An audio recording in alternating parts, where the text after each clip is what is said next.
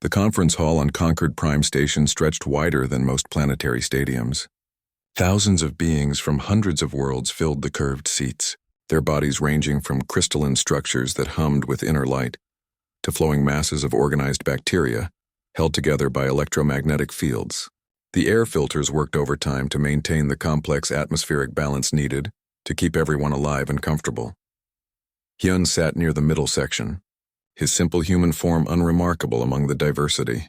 He adjusted the translator device in his ear and pulled out his tablet, ready to take notes. This was his first galactic conference, and he wanted to absorb everything. Next to him, Doyen was already reviewing files on his own device, preparing for their presentation scheduled for later in the week.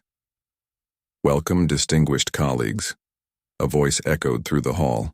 The translator converted it into perfect Korean for Hyun. On stage, Scholar Velthara stood at the podium. She was Quillian, her body covered in smooth chitinous plates that gleamed under the lights. 4 arms gestured gracefully as she spoke, and her compound eyes reflected the audience like mirrors. "Today, I will share my life's research on the universal constants of civilized development." Yoon leaned forward with interest. He had read some of Velthara's papers. She was brilliant, though he disagreed with several of her conclusions. "Across 847 documented species," Velthara continued, "I have found one absolute truth. All intelligent life survives by learning fear. We exist today because our ancestors learned to avoid apex predators, toxic organisms, and dangerous fauna. This fear is not weakness. It is wisdom written into our very cells." The audience murmured agreement. Several beings clicked, hummed, or gestured in their species-specific ways of showing approval. Furthermore, the scholar's voice grew more passionate.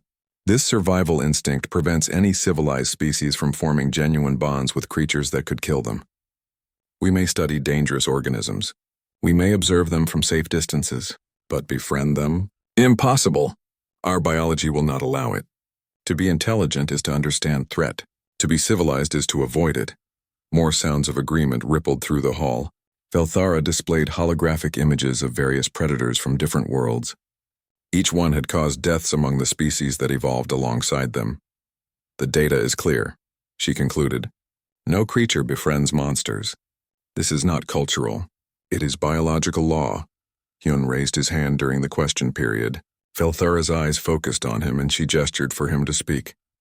"Thank you, scholar," Hyun said, standing up. His voice was calm and polite. "I find your research fascinating. But I want to clarify something. What exactly do you define as a monster?" "An excellent question," Velthara replied. "A monster is any organism possessing lethal capabilities combined with either predatory instincts, significant size advantage, toxic biology, or any combination thereof.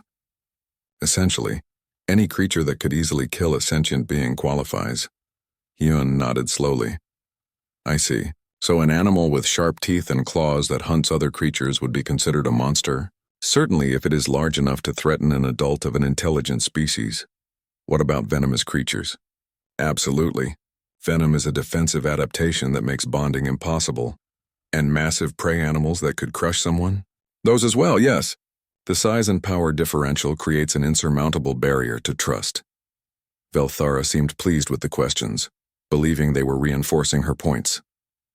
"I understand," Hyun said. He pulled out his tablet. "Scholar Velthara, would you mind if I shared some photographs? They relate to your research." Velthara's mandibles clicked in what might have been curiosity. "Of course. I always welcome additional data." Hyun's fingers moved across his tablet, and suddenly the massive holographic display behind Velthara changed. The image of alien predators disappeared. In its place appeared a photograph of a small human child, perhaps 3 years old, sleeping peacefully on a soft bed. But the child was not alone. A massive dog lay beside the child, its body larger than the child's entire form. The child's head rested directly on the dog's thick fur, using the animal as a living pillow. The dog's eyes were half closed, peaceful, its large mouth with visible teeth slightly open in what humans recognized as a relaxed expression. The conference hall erupted. Chirps, clicks, whistles, and sounds beyond human description filled the air. Several aliens stood up from their seats. Others activated their recording devices. A few actually fled toward the exits. "Is the child alive?" Someone shouted. "Was this taken moments before tragedy?" Another voice called out. Belthera stared at the image, her forearms now completely still. What is the meaning of this? That creature has jaws powerful enough to crush the small human skull. It has claws visible in the image. This must be a moment before an attack. Hyun smiled gently. That's my nephew Doyen's son. The dog's name is Bori. This was taken 2 years ago. My nephew is now 5 years old and perfectly healthy.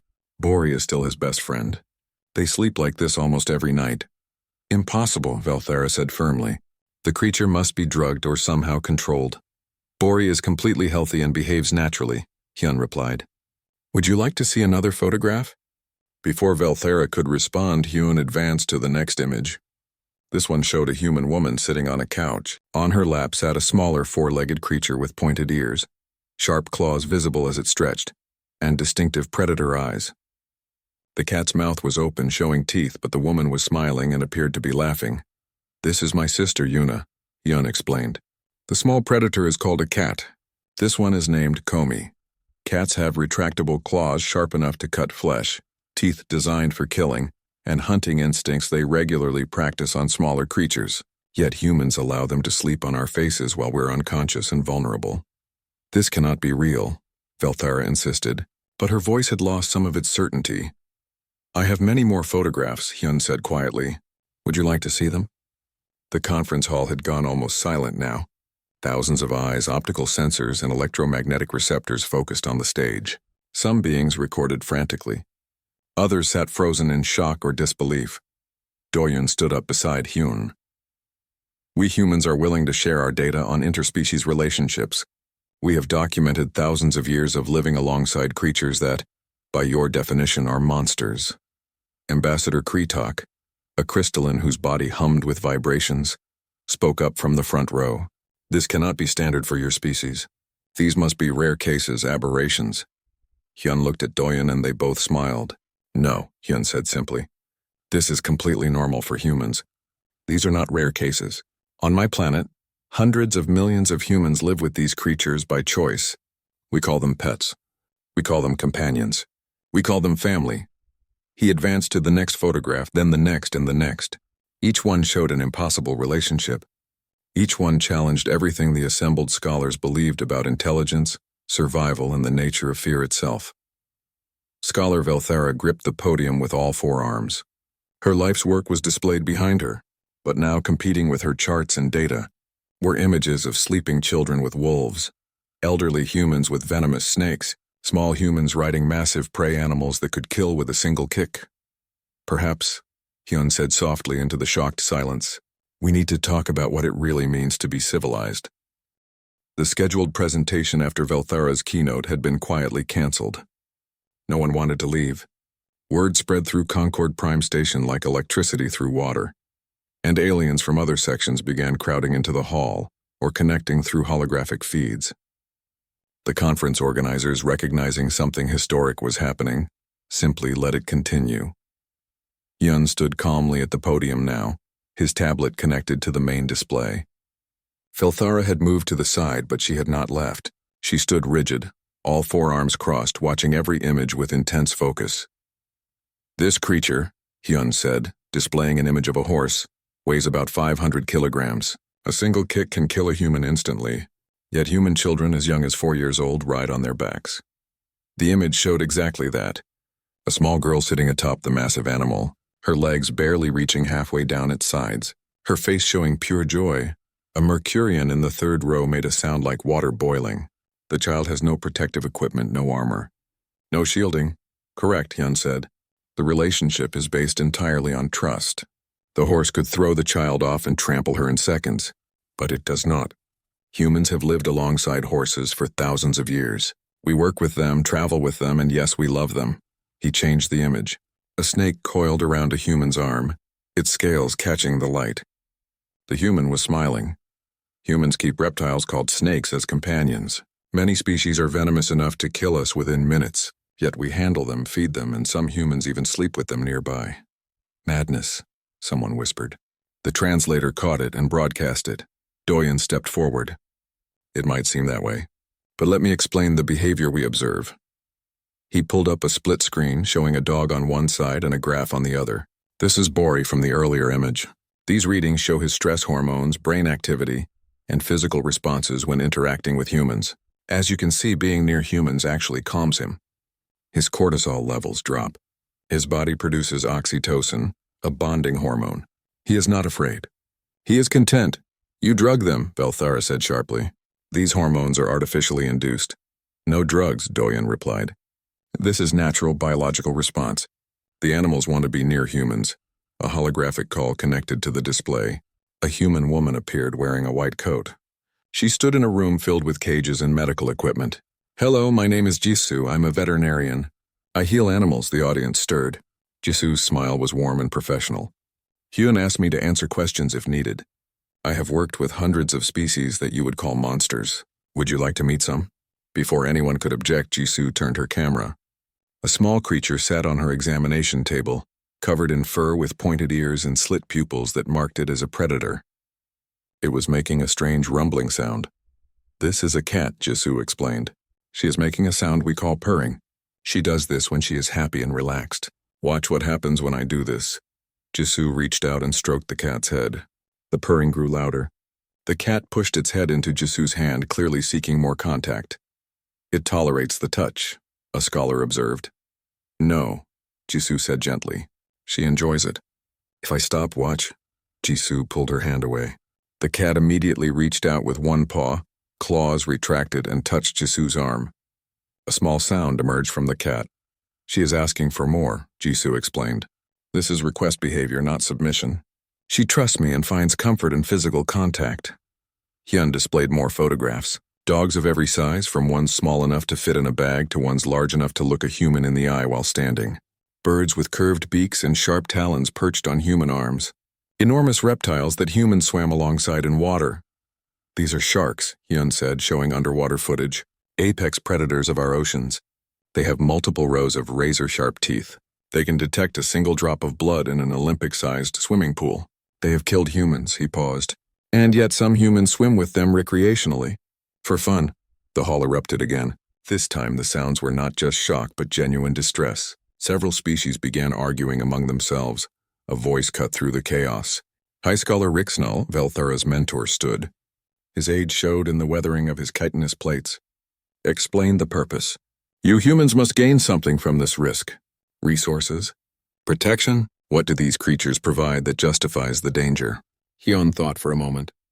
Companionship, he said simply. Friendship, love. Love? Rixnall repeated the word as if he had never heard it applied to interspecies relationships. You risk death for emotional satisfaction? We do not see it as risk, Doyen interjected. Or rather, we accept the risk because the reward is worth it. A human with a dog lives longer, healthier lives on average. The presence of animals reduces our stress, lowers our blood pressure, and makes us happier. But more than that, he paused, searching for the right words. They are not just animals to us. They are individuals. They have personalities, preferences, emotions. Bori is not just a dog. He is Bori. He likes belly rubs but not having his paws touched. He is afraid of thunderstorms but brave around strangers. He loves my son more than anything in the universe. Hyun pulled up a new image. A young human woman stood in a forest, her arm extended. On her arm sat a massive bird with a hooked beak and talons that looked like they could tear through flesh easily. The bird's wings were spread wide. This is my friend Hana, Hyun said. She works with birds of prey. This falcon hunts living creatures and kills them with precision. Yet it returns to Hana by choice. She does not cage it. She does not chain it. It is free to leave any time. It stays because it wants to. Another image appeared. A human man sat on the ground surrounded by wolves. Not dogs, but actual wolves with wild eyes and thick fur. One wolf had its head on the man's lap. Others lay nearby, watching him with calm attention. This is Wu Jin, my teacher, Hyun explained. He studied wolf behavior by living with them. They accepted him into their pack. Not as prey, not as a threat. As one of them, Velthara finally spoke again. Her voice was quieter now, less certain. How? How is your species capable of this? What biological adaptation allows you to override survival instinct? Hyun looked at her directly. We feel the fear, he said. Every human who approaches a horse for the first time feels nervous. Every child who first touches a dog learns to read the animal's signals. We are not fearless, Scholar Velthara. We are not immune to danger. We simply choose to understand rather than run. But why? She pressed. Why choose danger over safety? A new voice spoke up from the holographic display. Jisoo had been listening quietly, but now she set down the cat and faced the camera directly. Because we learned something your species may not have discovered yet. The things we fear most are often just as afraid of us, and sometimes the bravest thing we can do is offer kindness to something that frightens us. The conference hall fell silent. Thousands of beings processed this information. This philosophy so alien to everything they understood about survival and intelligence. Hyun displayed one final image for now. A human toddler barely able to walk stood in a garden. Approaching the child was a large dog, easily 10 times the child's mass. But the image captured the moment perfectly. Both child and dog were reaching toward each other. The child's face showed wonder, not fear. The dog's body language showed gentle curiosity, not aggression. This is how it starts, Hyun said softly, with trust, with choice, with both sides deciding that connection matters more than fear. Ambassador Kreetak's crystalline body hummed loudly. I propose an investigation. Send a delegation to Earth. Let us see these impossible relationships with our own sensors. Let us determine if this is truth or elaborate deception. Velthara's compound eyes gleamed. Yes, I will lead this delegation. And when we discover how humans truly control these creatures, this dangerous fantasy will end. Hyun simply nodded. You are welcome to visit Earth. We will show you everything. No deception, no tricks, just the truth of how we live. As the conference session finally ended hours later, beings filed out in clusters, arguing and discussing in hundreds of languages, but many stayed, watching as Hyun continued to answer questions and show more photographs. Each image challenged their understanding of what was possible. And in the back of the hall, Rixenal watched his former student Velthara, staring at the frozen image of a child reaching toward a wolf with trust in their eyes. The old scholar recognized that look. It was the expression of someone whose certainty had just developed its first crack. 3 weeks had passed since the conference. Velthara sat in the transport ship approaching Earth, surrounded by 14 other alien scholars who had been brave or curious enough to accept the invitation. Through the viewport, the blue and green planet grew larger. It looked peaceful, almost innocent. Velthara found this deeply suspicious. Preliminary scans show massive predator populations across all continents, reported one of the crystalline researchers, his body flickering nervously. Large predators, small predators, aerial predators, aquatic predators. The planet is covered in dangerous fauna. Yet the human population is in the billions, another scholar noted. They have cities everywhere. How do they defend them all? Counselor Thepra had refused to come, calling the entire mission suicidal. 17 other species representatives had agreed with him, but Velthara's pride would not let her back down. If humans were deceiving the galaxy, she would expose them. If they were somehow controlling these creatures through unknown means, she would discover the method. The ship landed at a facility outside Seoul. As the doors opened, Velthara and her team emerged wearing full environmental suits with reinforced plating and energy shields on standby. They carried scanning equipment, recording devices, and enough sensors to monitor a small moon. Hyun stood waiting for them, wearing simple casual clothing and an expression of barely contained amusement. Beside him stood a human male of similar age, his face open and friendly. Welcome to Earth, Hyun said warmly. This is Minho, my colleague's husband. He will be your primary guide for the first part of your visit. Minho bowed slightly, a human gesture of respect. Hello, I work with dogs professionally. I train them, teach humans how to communicate with them, and help match compatible humans with dogs who need homes. Homes? Velthara questioned. Yes. Many dogs do not have humans to live with. We find them families. The concept baffled the aliens, but they followed Minho toward a building. As they walked, Velthara noticed something that made her stop. In the distance, humans walked freely along paths, and walking beside them, attached by thin strips of fabric, were dogs, not caged, not confined to vehicles, just walking alongside humans in open space. Those humans are vulnerable, she said, pointing. If the creatures attack simultaneously, they won't, Minho said simply. Those are people walking their pets. It is something humans do for exercise and bonding. The fabric is called a leash. It is not a restraint. It is for guidance and safety. mainly to prevent the dogs from running into dangerous situations or bothering other humans. One human passed close by. She was an elderly woman, moving slowly. The large dog beside her matched her pace exactly, looking up at her face periodically as if checking on her well-being. "That dog is clearly protecting her," a scholar observed. "Yes," Minho agreed. "His name is Taeyang. He is trained as an assistance dog. He helps his human navigate the world because she has difficulty seeing. If she falls, he can press buttons to call for help. If she becomes disoriented, he guides her home. He is her guardian, a predator." "Protecting prey?" The scholar's voice carried confusion. "She is not prey," Minho corrected gently. "She is family." Inside the training facility, the alien delegation encountered their first direct interaction. Minho led them into a large room with soft flooring. "Please wait here. I will introduce you to someone." The aliens clustered together, shields humming on standby. Minho left through a door and returned moments later. Walking beside him, unleashed and unrestrained, was an enormous dog. Its shoulder reached Minho's waist. Its head was massive, with powerful jaws visible even with its mouth closed. The creature had thick fur and moved with obvious strength. Every alien's threat sensors activated simultaneously. "This is Bori," Minho said calmly. The dog sat beside him, relaxed. "He is the dog from Hyun's photograph. He lives with my family." "Bori, say hello." The dog's mouth opened. Dozens of sharp teeth became visible.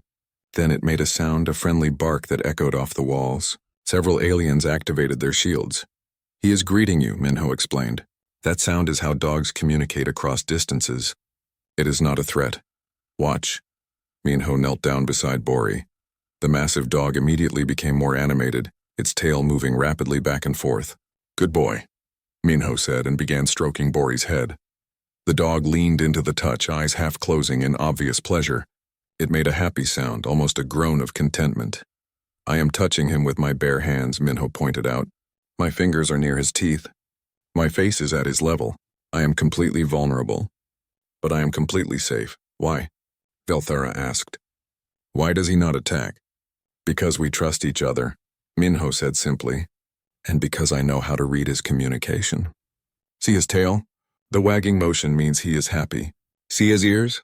They are relaxed, not pinned back. See his mouth? It is open and soft, not tense. Every part of his body language tells me he is content and friendly." Minho stood up. "Bori, lie down." The dog immediately lowered itself to the floor. "Roll over." The dog rolled onto its back, exposing its vulnerable belly to the room full of strangers. This is the ultimate sign of trust. He is showing submission and trust by exposing his most vulnerable area. One of the smaller aliens found courage and took a step closer. Can we scan him?" "Of course," Minho agreed. "Bori, stay." For the next hour, the alien delegation scanned Bori from every angle. They found no control devices, no implants, no chemical alterations. His hormone levels showed calm contentment. His brain activity indicated relaxation and mild curiosity about the strange-smelling visitors. "He could leave," Velthara observed. "The door is open. He could run." "He could," Minho agreed. "But why would he? He is with his family. He is safe, fed, loved, and given purpose. Where else would he want to be?" Over the following days, the delegation visited Jisu's veterinary clinic. They watched her treat a nervous cat who gradually relaxed under her gentle hands. They observed her carefully bandage the wing of an injured bird who could have easily torn her face with its beak. They saw her handle a snake with a respiratory infection, her movements confident and kind. "The creatures trust you," Velthara noted, watching Jisoo examine the cat. "Some do," Jisoo replied. "Some are too scared or too hurt to trust yet." This cat was terrified when she arrived. She had been living on the streets, hungry and sick. For the first week, she would hiss and scratch if anyone came near. But I was patient. I spoke softly. I offered food. I gave her time. Eventually, she decided I was safe. "How did you know she would not harm you during that process?" Jisoo smiled. "I did not know for certain, but I know cat behavior. I could read her stress signals. I knew when to approach and when to give space, and I accepted that yes, she might scratch me. She did actually on day 3, but she was afraid, not malicious. I treated my wound and came back the next day. She needed to learn that I would not abandon her just because she defended herself. The cat on the examination table suddenly pushed its head against Jisu's hand. The purring sound started again. This, Jisu said softly, is forgiveness. She trusts me now. The delegation visited different facilities each day. They met Taeyang, the human-animal behaviorist who explained the science of domestication. They learned that humans had been forming bonds with wolves for over 30,000 years, gradually creating dogs through selective breeding based on friendliness and cooperation, not fear or control. We did not force this, Taeyang explained. The wolves who were less afraid of humans who could tolerate being near us. They received food scraps from our camps. They warned us of dangers. We helped each other survive. Over generations we became partners, then friends, then family. But the most profound experience came at Yuna's Wildlife Rehabilitation Center outside the city. The facility housed injured and orphaned wild animals. Unlike the pets, these creatures were not domesticated. They were supposed to be released back to nature once healed. Yuna met them wearing simple clothes and a warm smile. Welcome. I should explain something first. The animals here are not pets. I do not own them. I am temporarily caring for them until they can survive on their own again. She led them to an enclosure containing a young wolf pup. It was thin, clearly malnourished, and its eyes held wariness. She was found alone. Her pack likely died. She was starving and terrified when she arrived 3 days ago. The pup was in the far corner watching them with distrust. She will not let me approach yet, Yuna said, so I will do what I do every day. I will simply be present. Yuna sat down on the ground outside the enclosure, perhaps 2 meters from the fence. She did not move toward the pup. She did not make loud sounds. She simply sat. This is your process, a scholar asked. Part of it, Yuna replied. I sit here for hours. I talk softly about nothing important. I let her see that I am not a threat. Eventually, when she is ready, she will approach. Not because I force her, but because she chooses to trust. The delegation returned each day. They watched Yuna sit patiently. On the second day, the pup moved slightly closer. On the third day, it sat where it could clearly see Yuna. On the fourth day, something remarkable happened. Yuna sat as usual, speaking softly. The pup stood up, hesitated, then slowly walked toward the fence. It sniffed the air. Yuna did not move, did not reach out. She simply waited. The final days of the Earth visit passed in a blur of experiences that challenged everything the alien delegation thought they understood. They visited farms where massive prey animals lived peacefully with humans. They toured animal shelters where homeless creatures waited for humans to choose them. They attended a therapy session where a specially trained dog helped a traumatized human child learn to trust again. On their last evening, Hyun hosted a dinner at his home. The aliens arrived with their recording equipment, still documenting everything. Hyun's apartment was modest but comfortable, with windows overlooking the city lights. Bori greeted them at the door, tail wagging. By now, most of the delegation had learned to read his friendly body language. One brave crystalline even reached out to touch the dog's head. Bori leaned into the touch, and the researcher's body hummed with something that might have been delight. Thank you for coming, Hyun said, gesturing for them to enter. My family wanted to meet you before you left. Doyeon was there with his wife and their young son, the child from the original photograph. The boy was now 5 years old, bouncing with energy. He ran straight to Bori, who immediately became gentle, lowering his body so the small human could wrap arms around his neck. This is dangerous, one scholar muttered, but the words held no conviction now. This is love, Doyeon corrected softly. Watch them. Really watch. The child and dog played together. The boy would run and Bori would chase but never catch. When the boy fell, Bori would stop immediately, waiting for the child to get up. When the boy laughed, Bori's whole body wiggled with joy. They were communicating in a language beyond words, a language of trust and affection that needed no translation. Yuna arrived with Sora, her apprentice. They brought news about the wolf pup. She is ready, Yuna announced. She is healthy, strong, and has learned to hunt. Tomorrow we release her back to the wild. After all that work? A scholar asked. You will simply let her go? That is the goal, Yuna explained. She is wild. She deserves to live as her nature intended.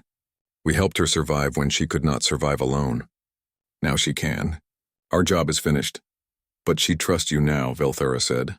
She could stay, Yuna smiled sadly. She could. But she should not. Love sometimes means letting go. She needs to be with her own kind, to live freely. That matters more than my desire to keep her close. During dinner, the aliens asked question after question. How did humans learn these skills? Were all humans capable of bonding with animals? What happened when the relationships failed? Jisoo, who had joined them, answered honestly. Not all relationships work. Sometimes we misjudge. Sometimes we are not ready. Sometimes the animal is too traumatized or too wild. Yes, humans are sometimes hurt by animals. Sometimes killed even. We accept this risk. Why? The question came from High Scholar Rixnell, who had joined the delegation in its final days, unable to resist seeing for himself. Because the alternative is worse, Hyun said quietly. A universe where we never try, where we never reach out, where we let fear control us completely. That universe is lonelier and smaller than this one. Minho added, and because they give us so much. Bori is not just my pet. He is my son's guardian, my wife's comfort when she is sad, my own reminder that loyalty and love exist in pure forms. He asks for so little: food, water, attention, kindness. In return, he gives everything.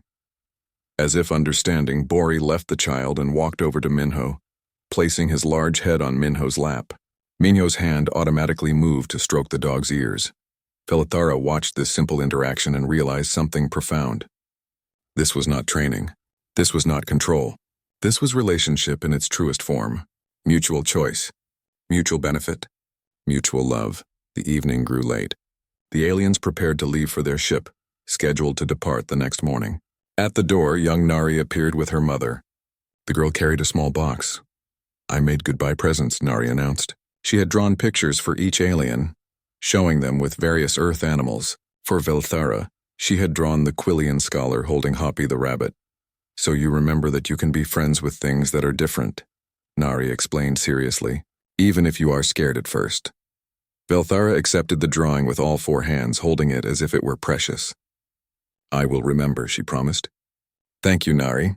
The next morning, the delegation returned to their ship. As they prepared for departure, Velthara stood at the viewport watching Earth slowly shrink in the distance. She held Nari's drawing and her data tablets, both containing truth. What will you report? Rixnell asked his former student. Velthara was quiet for a long time. The truth, she finally said. That I was wrong. That my life's work was built on incomplete understanding. That humans have shown us something we thought impossible. The council will want explanations, Rixnell warned. They will question your findings. Then I will show them what I have seen. I will present the data. And I will tell them that fear is not the only survival strategy. Connection is also survival. Trust is also wisdom. She looked at her mentor. You studied civilized species for longer than I have lived. Did you ever imagine this? Rixnell's aged eyes reflected the stars. No. But I am old enough to know that the universe always has more to teach us. Humans are not special because they are fearless. They are special because they choose courage every single day. That small child offering you her rabbit, that was courage. The human swimming with sharks, that was courage.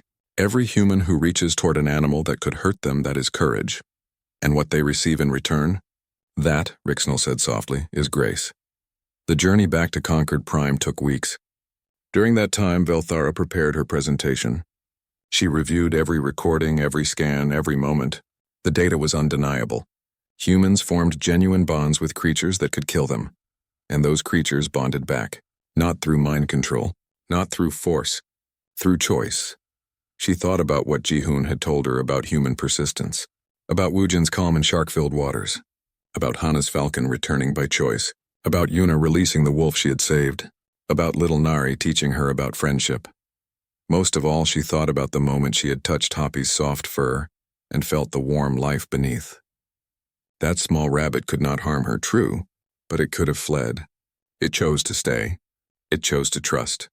And for that moment, Velthara had not been a scholar or an alien or a superior intelligence.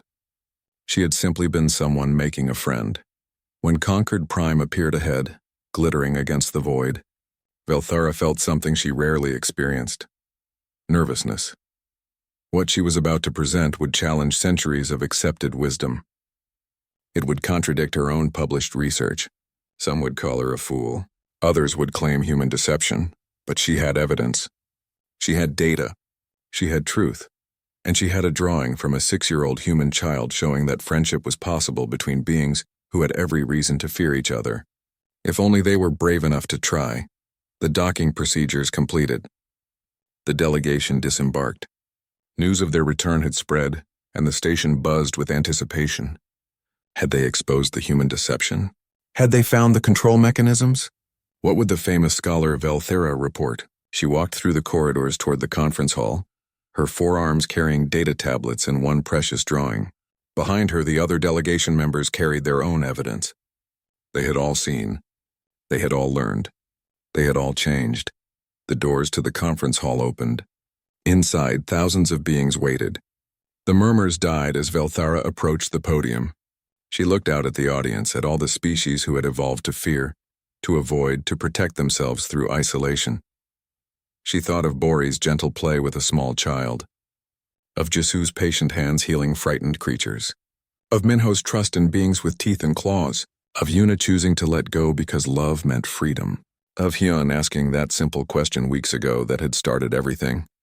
What do you define as a monster? Velthara placed her materials on the podium. She looked at her notes, at her data, at her proof. Then she looked up at the waiting crowd. I came to Earth, she began, to prove that I was right. I came to expose deception. I came to defend my life's work. She paused. Instead, I learned that I was wrong. And I'm grateful for it. She activated the display behind her. Images appeared. A child sleeping with a dog. A woman healing a frightened cat. A man swimming with sharks. A girl offering a rabbit to a strange alien. Moment after moment of impossible trust. I claimed that no creature befriends monsters, Velthara said clearly. But I was asking the wrong question. The real question is not whether creatures can befriend monsters. The question is, what makes something a monster? Is it teeth? Claws? Size? Power? She looked around the hall. Or is a monster simply something we have decided to fear? She let that sink in. Humans taught me that the bravest thing any intelligent being can do is reach past fear toward connection. They taught me that trust is not weakness. They taught me that love is not control. They taught me that sometimes the most dangerous thing in the universe is not the creature with teeth and claws. It is loneliness. The hall was silent.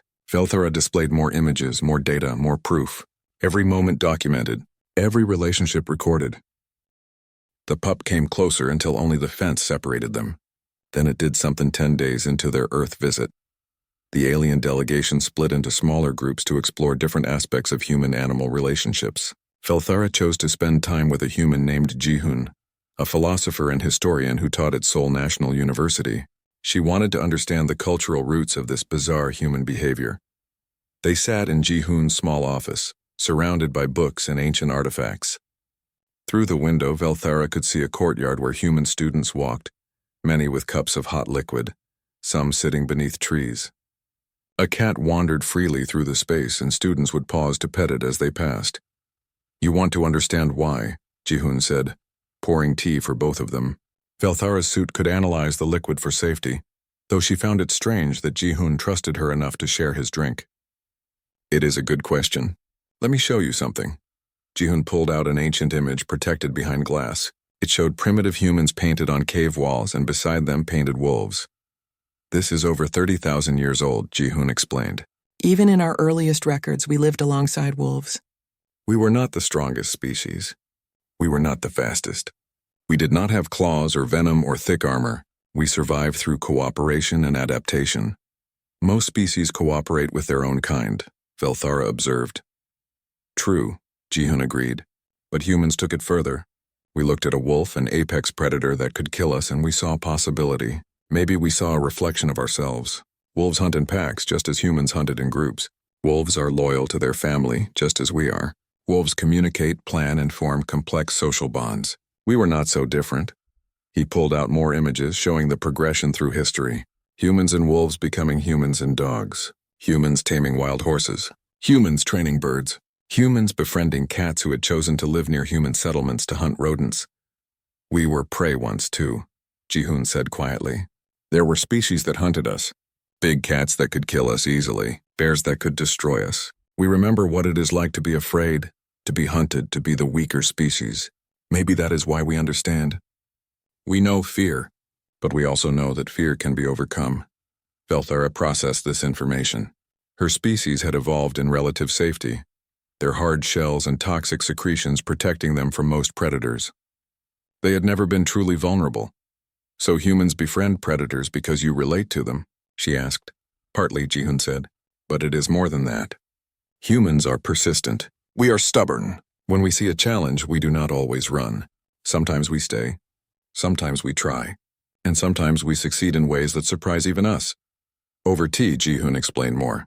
He talked about how humans had survived by being adaptable, by learning from other species, by forming alliances unexpected and strange. He spoke of how human cultures across the planet, separated by oceans and mountains, had all independently chosen to live alongside animals.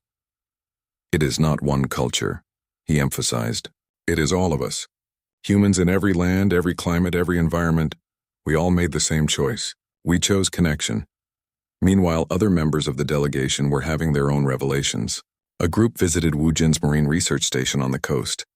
They stood on a dock, watching through protective barriers as Woojin prepared to enter the water. "Sharks are misunderstood," Woojin explained, adjusting his simple diving equipment. The aliens noted he wore no armor, no weapons, no significant protection. "They are not mindless killers. They are curious, intelligent, and usually cautious around unfamiliar things." "They have killed humans," one scholar pointed out. "Yes," Woojin agreed, "usually by accident.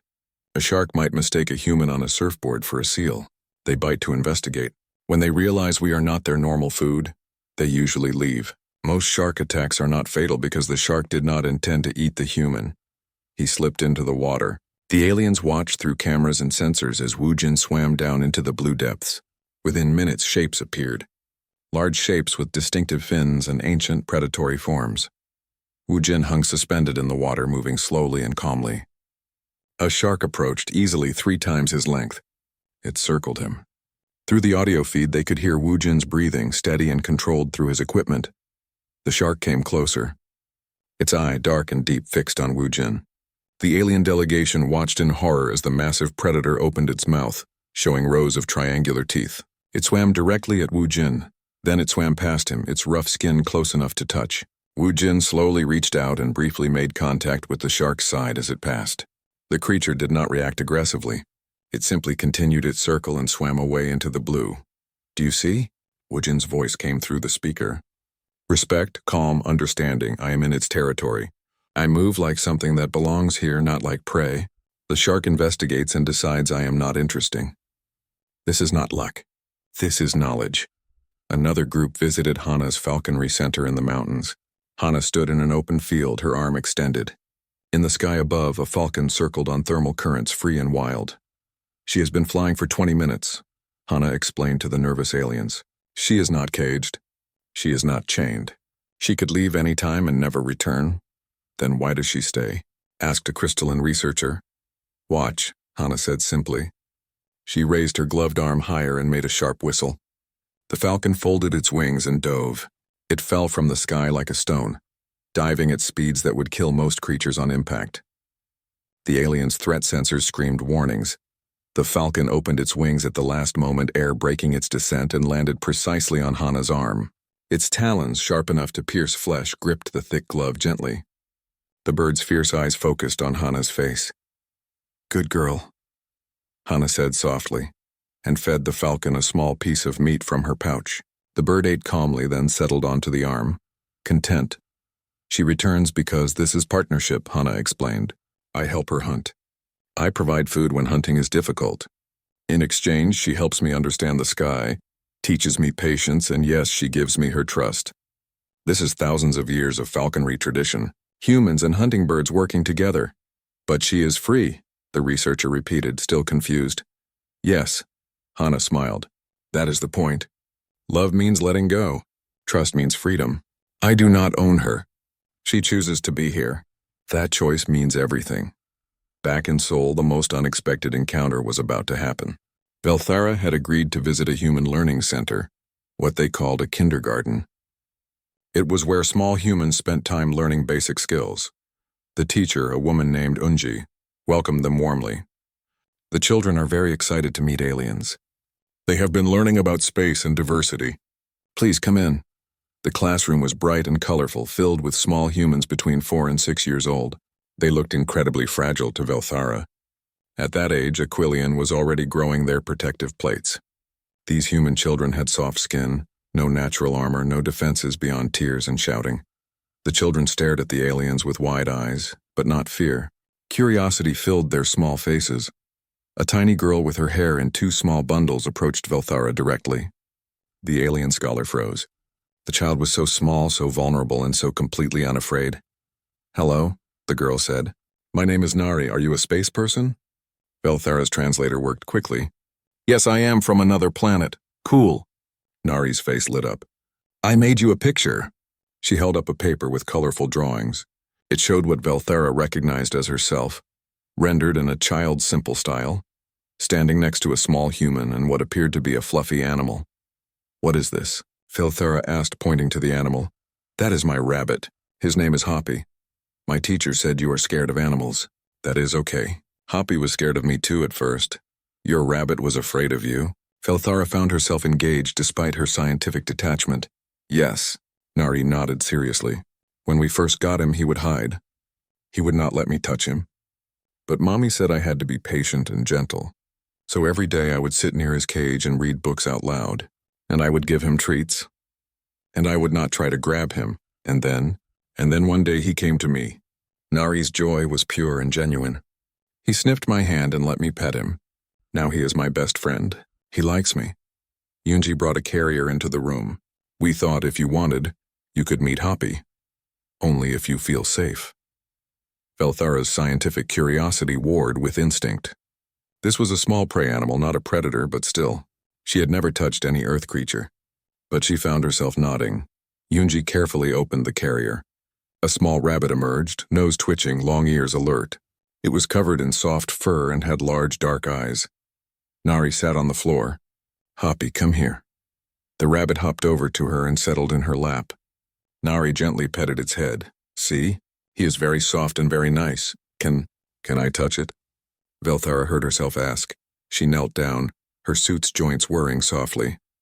Slowly, carefully, she extended one of her 4 hands. The rabbit watched her with calm eyes. Nari guided Velthara's hand to the rabbit's back. The fur was impossibly soft. Warm. The creature's heartbeat was rapid but steady beneath her touch. It did not flee. It did not attack. It simply sat there, accepting the stir.